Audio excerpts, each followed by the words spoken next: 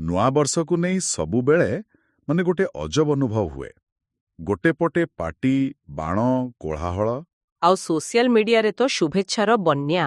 ହଁ, କିନ୍ତୁ ଅନ୍ୟପଟେ ରାତି ପାହିଲେ ଲାଗେ ଯେ କେବଳ କ୍ୟାଲେଣ୍ଡରରେ ଗୋଟେ ପୃଷ୍ଠ ବଦଳିଛି, ଆଉ କିଛି ନୁହେଁ। ଏକଦମ ଠିକ୍। ତ ଆଜି ଆମେ ଏହି ଦ୍ୱନ୍ଦ୍ୱକୁ ଟିକେ ବୁଝିବାକୁ ଚେଷ୍ଟା କରିବା। ଆମ ପାଖରେ ଓମକାର ପତ୍ରିକାର ଗୋଟେ ଲେଖା ଅଛି, ଯାହାର ଶୀର୍ଷକ ହେଉଛି ଭୋଗରୁ ଊର୍ଦ୍ଧ୍ୱରେ, ଆଧ୍ୟାତ୍ମିକ ଜାଗରଣ ପାଇଁ ଏକ ବୈଦିକ ପଥ। ଆଉ ଏହି ଲେଖାଟି ମାନେ ନୂଆବର୍ଷ ପାଳନକୁ ଏକ ପୂରାପୂରି ଅଲଗା ଦୃଷ୍ଟିକୋଣରୁ ଦେଖୁଛି। ହଁ, ସେଇଠୁ ହିଁ ଆଲୋଚନା ଆରମ୍ଭ କରିବା। ଦେଖନ୍ତୁ, ଏହି ଲେଖାର ମୂଳ ଉଦ୍ଦେଶ୍ୟ ହେଉଛି ଆମକୁ ଦୁଇଟି ଶବ୍ଦ ଭିତରେ ଥିବା ପାର୍ଥକ୍ୟ ବୁଝାଇବା। ପ୍ରଥମଟି ହେଉଛି ଭୋଗ, ଯାହାକୁ ଆମେ ଆଜିକାଲି ଏନ୍ଜୟମେଣ୍ଟ ବା କ୍ଷଣିକ ମଜାମସ୍ତି ବୋଲି ବୁଝୁ। ହଁ, ଆଉ ଦ୍ୱିତୀୟଟି ହେଉଛି ସାଧନା, ମାନେ ନିଜ ଭିତରର ବିକାଶ ପାଇଁ କରାଯାଉଥିବା ନିରନ୍ତର ଅଭ୍ୟାସ। ତ ଲେଖକ ପ୍ରଶ୍ନ କରୁଛନ୍ତି, ନୂଆବର୍ଷ କ'ଣ କେବଳ ଭୋଗର ଏକ ଅବସର? ନା, ଏହା ସାଧନା ଆରମ୍ଭ କରିବାର ଏକ ସୁଯୋଗ। ବା ଏହି ପ୍ରଶ୍ନର ଗଭୀରତାକୁ ହିଁ ଆଜି ଆମେ ଯିବା। ନିଶ୍ଚୟ। ଏ ବିଷୟରେ ଚିନ୍ତା କରିବା ମାତ୍ରେ ହିଁ ମନରେ ଏକ ଗମ୍ଭୀରତା ଆସୁଛି। ଆଉ ଲେଖାର ଆରମ୍ଭ ବି ସେମିତି। ଜଗଦ୍ଗୁରୁ ଶଙ୍କରାଚାର୍ଯ୍ୟଙ୍କର ଏକ ସ୍ତୋତ୍ରରୁ ଆରମ୍ଭ ହୋଇଛି, ଆୟୁର୍ନଶ୍ୟତି ପଶ୍ୟତାଂ ପ୍ରତିଦିନମ୍। ଜାତିକ୍ଷୟମ୍ ଯୌବନମ୍। ହଁ, ମାନେ ଆମେ ଦେଖୁ ଦେଖୁ ଆମର ଆୟୁଷ ସରିଯାଉଛି, ଯୌବନ କମିଯାଉଛି, ଆଉ ବିତି ଯାଇଥିବା ଦିନ ତ ଆଉ କେବେ ଫେରିବନି। ତ ନୂଆବର୍ଷର ଉତ୍ସବ ଭିତରେ ଏମିତି ଗୋଟେ କଥା ମନେ ପକେଇବା ଟିକେ ଅଜବ ଲାଗୁନି କି? ଅଜବ ଲାଗୁଛି, କାରଣ ଆମେ ସମୟକୁ କେବଳ ଆଗକୁ ବଢ଼ିବାର ଦେଖୁଛୁ, କିନ୍ତୁ ତା ସହିତ ଆମେ ଯେ ଶେଷ ଆଡ଼କୁ ବି ଯାଉଛୁ ସେ କଥା ଭୁଲି ଯାଉଛୁ। ଠିକ୍। ଲେଖକ ଏଇଠି ଜାଣିଶୁଣି ଏହି ସ୍ତୋତ୍ରକୁ ରଖିଛନ୍ତି। ସେ କହିବାକୁ ଚାହୁଁଛନ୍ତି ଯେ ଯେତେବେଳେ ଆମେ ହ୍ୟାପି ନ୍ୟୁ ଇୟର କହୁଛୁ, ଆମେ ପ୍ରକୃତରେ ଆମ ଜୀବନରୁ ଆଉ ଗୋଟେ ବର୍ଷ କମିଯିବାର ଉତ୍ସବ ପାଳନ କରୁଛୁ। ବା, ଏଇଟା ଗୋଟେ ପୁରା ଅଲଗା ଦୃଷ୍ଟିକୋଣ। ହଁ, ଏହା ଆମକୁ ଚେତେଇ ଦେଉଛି। ପ୍ରଶ୍ନଟା କ୍ୟାଲେଣ୍ଡର ବଦଳିବାର ନୁହେଁ, ପ୍ରଶ୍ନଟା ହେଉଛି ଆମ ଚେତନା ବଦଳିଛି କି ନାହିଁ। ଆଉ ଏଇଟି ଲେଖାରେ ଏକ ବହୁତ ସୁନ୍ଦର କଳ୍ପନା କରାଯାଇଛି, ଯାହା ଏହି କଥାକୁ ଆହୁରି ସ୍ପଷ୍ଟ କରିଦେଉଛି। କୁହାଯାଇଛି, ଜୀବନକୁ ଗୋଟେ ଖୋଲା ବହି ଭାବନ୍ତୁ। ତାର ଗୋଟିଏ ପୃଷ୍ଠାରେ ଅଛି ଭୋଗ।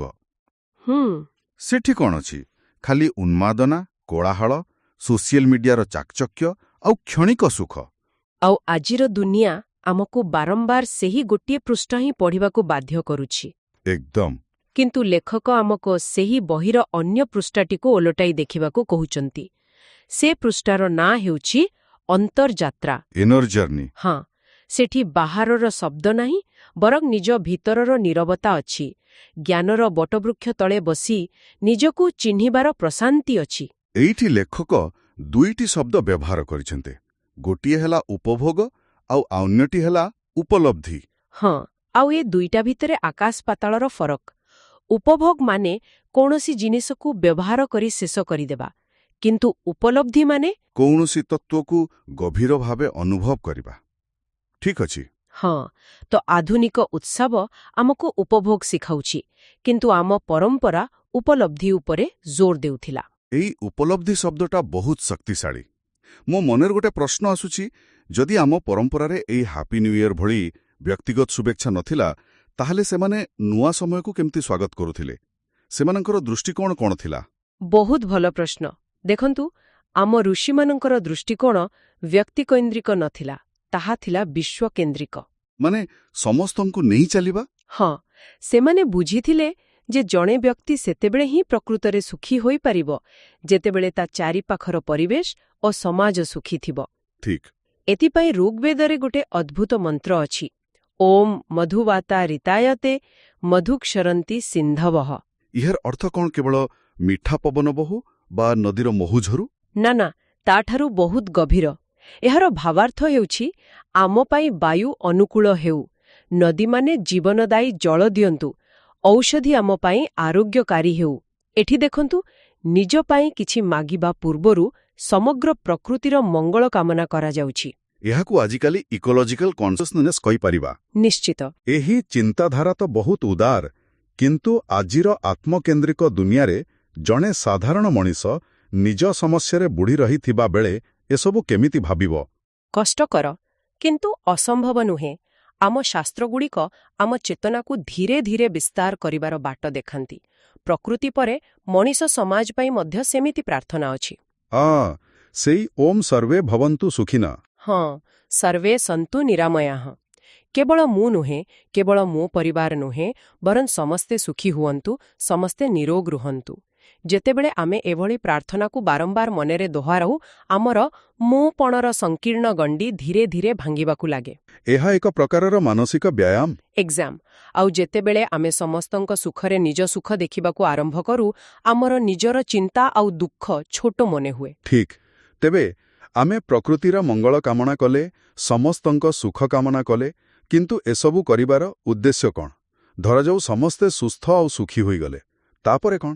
ଜୀବନର ପ୍ରକୃତ ଲକ୍ଷ୍ୟ କ'ଣ? ହଁ, ଆଉ ଏଇଟା ହିଁ ଏ ଲେଖାର ମର୍ମ। ଏଥିରେ ସ୍ପଷ୍ଟ କୁହାଯାଇଛି ଯେ ଏହି ମୂଲ୍ୟବାନ ମନୁଷ୍ୟ ଜନ୍ମ କେବଳ ଆହାର, ନିଦ୍ରା, ଭୟ, ମୈଥୁନ ପାଇଁ ନୁହେଁ। ମାନେ ଖାଇବା, ଶୋଇବା, ଡରିବା ଆଉ ବଂଶବୃଦ୍ଧି କରିବା। ହଁ, ଏହି 4ଟି କାମ ତ ପଶୁମାନେ ବି କରନ୍ତି। ଯଦି ମଣିଷ ଜୀବନର ଲକ୍ଷ୍ୟ କେବଳ ଏତିକି, ତେବେ ପଶୁ ଆଉ ମଣିଷ ଭିତରେ ଫରକ କ'ଣ ରହିଲା? ଠିକ୍ କଥା। ଏଇଠି ଶ୍ରୀମଦ୍ ଭାଗବତମର ଗୋଟେ ଶ୍ଲୋକ ଅଛି, ନିଦ୍ରୟା ହ୍ୟୟତେ ନକ୍ତମ୍।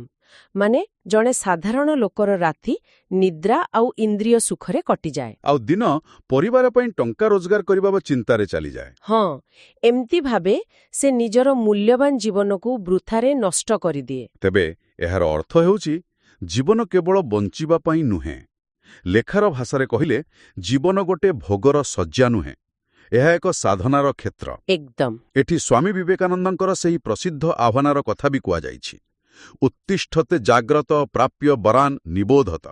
ଉଠ, ଜାଗ ଆଉ ଶ୍ରେଷ୍ଠ ଜ୍ଞାନୀଙ୍କ ପାଖକୁ ଯାଇ ସେହି ପରମ ସତ୍ୟକୁ ଜାଣ। ଆପଣ କଠୋପନିଷଦ କଥାରୁ ଉଠାଇ ବହୁତ ଭଲ କଲେ। ଏହା ଖାଲି ଗୋଟେ ଉକ୍ତି ନୁହେଁ। ହଁ, ଏହା ପଛରେ ନଚିକେତା ଆଉ ଯମରାଜଙ୍କର ଗଭୀର ସମ୍ବାଦ ଅଛି। ଆଉ ଲେଖକ ଏହା ମଧ୍ୟ ସ୍ୱୀକାର କରୁଛନ୍ତି ଯେ ଏହି ସାଧନାର ପଥ ସହଜ ନୁହେଁ। ଭୋଗର ରାସ୍ତା ସମତଳ, କିନ୍ତୁ ସାଧନାର ରାସ୍ତା କଣ୍ଟକିତ। ଏଥିରେ ଚାଲିବାକୁ ସାହସ ଦରକାର। ଅସାଧାରଣ ସାହସ। ସେଥିପାଇଁ ଆମକୁ ଦୈବୀ ଶକ୍ତିର ଆଶୀର୍ବାଦ ବି ଦରକାର। ବେଦର ସ୍ୱସ୍ତି ମନ୍ତ୍ର ଓମ୍ ସ୍ୱସ୍ତି ନ ଇନ୍ଦ୍ର ବୃଦ୍ଧସ୍ରବାଃ, ସେହି ଆଶୀର୍ବାଦ ପାଇଁ ହିଁ ଏକ ପ୍ରାର୍ଥନା। ଠିକ୍। ତବେ ଏସବୁ ଦାର୍ଶନିକ କଥା ଶୁଣିବାକୁ ବହୁତ ଭଲ ଲାଗୁଛି, କିନ୍ତୁ ଜଣେ ସାଧାରଣ ଲୋକ ଭାବିପାରେ ଏସବୁ ତ ବଡ଼ ବଡ଼ କଥା, ମୁଁ ମୋ ଦୈନନ୍ଦିନ ଜୀବନରେ ଏହାକୁ କେମିତି ପ୍ରୟୋଗ କରିବି? ହଁ, ଏଇଟା ସବୁଠୁ ଜରୁରୀ ପ୍ରଶ୍ନ। ଆଉ ଖୁସିର କଥା ଯେ ଲେଖାଟିଏ ଏହାର ବ୍ୟାବହାରିକ ସମାଧାନ ମଧ୍ୟ ଦେଇଛି, ଯାହାକୁ ଆତ୍ମା ପାଇଁ ନୂତନ ସଂକଳ୍ପ ବା ରେଜଲ୍ୟୁସନ୍ସ ଫର୍ ଦ ସୋଲ୍ କୁହାଯାଇଛି। ହଁ, ଆଉ ଏହା ହିଁ ଏହି ଆଲୋଚନାର ସବୁଠାରୁ ଗୁରୁତ୍ୱପୂର୍ଣ୍ଣ ଅଂଶ। କାରଣ ଜ୍ଞାନ ସେତେବେଳେ ହିଁ ମୂଲ୍ୟବାନ ଯେତେବେଳେ ତାହା କର୍ମରେ ପରିଣତ ହୁଏ। ଏଥିରେ 3ଟି ମୁଖ୍ୟ ସଂକଳ୍ପ ଦିଆଯାଇଛି। ପ୍ରଥମଟି କ'ଣ? ପ୍ରଥମଟି ହେଉଛି ନିତ୍ୟ ଏକାନ୍ତବାସ, ମାନେ ପ୍ରତିଦିନ ନିଜ ପାଇଁ ଅନ୍ତତଃ 20 ମିନିଟ୍ ସମୟ ବାହାର କରିବା। କିନ୍ତୁ ଆଜିକାଲିର ବ୍ୟସ୍ତ ଜୀବନରେ 20 ମିନିଟ୍ ପୁରା ଏକାନ୍ତରେ ବସିବା କ'ଣ ସତରେ ସମ୍ଭବ? ଚାରିଆଡ଼େ ଫୋନ୍, ନୋଟିଫିକେସନ୍, ଏହା ଟିକେ ଅବାସ୍ତବ ଲାଗୁଛି। ଆପଣଙ୍କ ପ୍ରଶ୍ନ ଯଥାର୍ଥ, କିନ୍ତୁ ଏହାକୁ ଗୋଟେ କାମ ଭାବରେ ନ ଦେଖି ଏହାକୁ ନିଜ ମନ ପାଇଁ ଏକ ଚାର୍ଜିଂ ସମୟ ଭାବନ୍ତୁ। ଯେମିତି ମୋବାଇଲ ଚାର୍ଜ କରୁ? ହଁ, ସେମିତି ମନକୁ ବି ଚାର୍ଜ କରିବା ଦରକାର। ଆପଣ 20 ମିନିଟ୍ରୁ ଆରମ୍ଭ ନ କରି 5 ମିନିଟ୍ରୁ ବି କରିପାରିବେ। ସକାଳୁ ଉଠିବା ପରେ କିମ୍ବା ରାତିରେ ଶୋଇବା ପୂର୍ବରୁ। ସେହି ସମୟରେ କେବଳ ନିଜ ଶ୍ୱାସ ପ୍ରଶ୍ୱାସ ଉପରେ ଧ୍ୟାନ ଦିଅନ୍ତୁ, ଯାହାକୁ ମାଇଣ୍ଡଫୁଲନେସ୍ କୁହାଯାଉଛି। ଏକଦମ୍। ଏହା ଦିନସାରା ଆମ ମସ୍ତିଷ୍କ ଉପରେ ଯେଉଁ ଚାପ ପଡ଼ୁଛି, ସେଥିରୁ ନିଜକୁ ମୁକ୍ତ କରିବାର ଗୋଟେ ବୈଜ୍ଞାନିକ ପ୍ରକ୍ରିୟା। ଏହା ତ ଗୋଟେ ବହୁତ ଭଲ ଉପାୟ। ତେବେ ଦ୍ୱିତୀୟ ସଂକଳ୍ପଟି କ'ଣ? ଦ୍ୱିତୀୟଟି ହେଉଛି ସାତ୍ୱିକ ଗ୍ରହଣ, ଯାହାକୁ ଆପଣ ମାଇଣ୍ଡଫୁଲ୍ କନଜମ୍ପସନ୍ ବି କହିପାରିବେ। ଏଠି ଖାଲି ଶରୀର ପାଇଁ ସାତ୍ୱିକ ଖାଦ୍ୟ କଥା କୁହାଯାଇନି। ମାନେ ମନ ପାଇଁ ବି? ହଁ, ଆମର 5ଟି ଯାକ ଇନ୍ଦ୍ରିୟ ପାଇଁ ସାତ୍ୱିକ ଆହାର। ଆମେ ଦିନସାରା ଆଖିରେ କ'ଣ ଦେଖୁଛୁ, କାନରେ କ'ଣ ଶୁଣୁଛୁ, ମନରେ କ'ଣ ପଢ଼ୁଛୁ, ସେଥିପ୍ରତି ସଚେତନ ରହିବା। ଏହା ବହୁତ ଜରୁରୀ। ରାତିରେ ଶୋଇବା ପୂର୍ବରୁ ଘଣ୍ଟାଏ ପାଇଁ ଖାଲି ସୋସିଆଲ ମିଡିଆରେ ନକାରାତ୍ମକ ଖବର ସ୍କ୍ରୋଲ କରିବା ବନ୍ଦ କରିଦେଲେ ହିଁ ନିଦ ଭଲ ହୁଏ। ସେଇଟା ହିଁ ତ, ଏହାକୁ ଡିଜିଟାଲ ଡିଟକ୍ସ କୁହାଯାଏ। ଠିକ୍। ଆମେ ଅଜାଣତରେ ଆମ ମନ ଭିତରକୁ ଏତେ ଅଳିଆ ପୁରାଇ ଦେଉଛୁ ଯେ ଭଲ ଜିନିଷ ପାଇଁ ଜାଗା ହିଁ ରହୁନାହିଁ। ତେବେ ତୃତୀୟ ସଂକଳ୍ପଟି ନିଶ୍ଚୟ ସେଇ ଖାଲି ଜାଗାକୁ ଭଲ ଜିନିଷରେ ଭରିବା ପାଇଁ ହୋଇଥିବ। ଏକଦମ ଠିକ୍ ଧରିଛନ୍ତି। ତୃତୀୟ ସଂକଳ୍ପଟି ହେଉଛି ସ୍ୱାଧ୍ୟାୟ ଓ ଶ୍ରବଣ। ସେଲ୍ଫ ଷ୍ଟଡି ଏବଂ ସ୍ପିରିଚୁଆଲ ଲିସନିଂ। ହଁ, ପ୍ରତିଦିନ ଅନ୍ତତଃ 15-20 ମିନିଟ୍ କୌଣସି ଉତ୍ତମ ପୁସ୍ତକ, ଶାସ୍ତ୍ର କିମ୍ବା କୌଣସି ମହାପୁରୁଷଙ୍କ ବାଣୀ ପଢ଼ିବା ବା ଶୁଣିବା। ଏହା ଜରୁରୀ ନୁହେଁ ଯେ କେବଳ ଧାର୍ମିକ ଗ୍ରନ୍ଥ ହିଁ ହେବ। ବିଲକୁଲ ନୁହେଁ।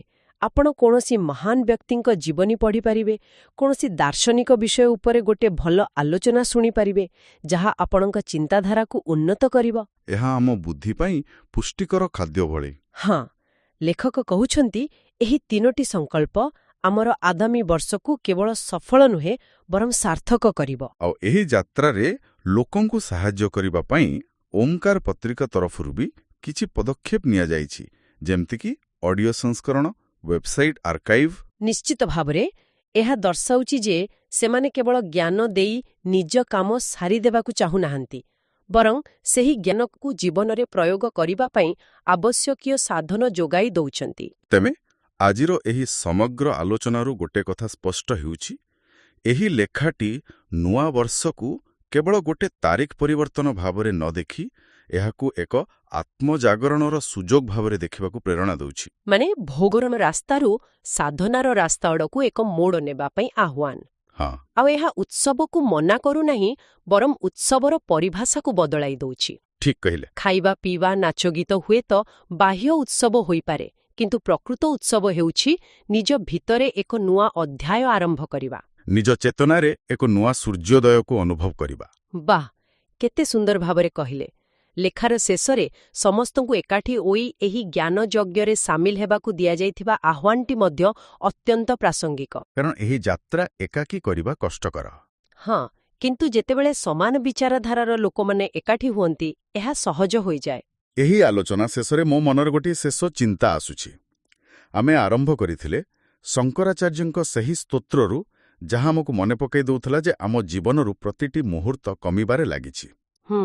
ଆଉ ଲେଖାଟି ଆମକୁ ନୂଆ ବର୍ଷ ପାଇଁ ସଂକଳ୍ପ ନେବାକୁ କହୁଛି।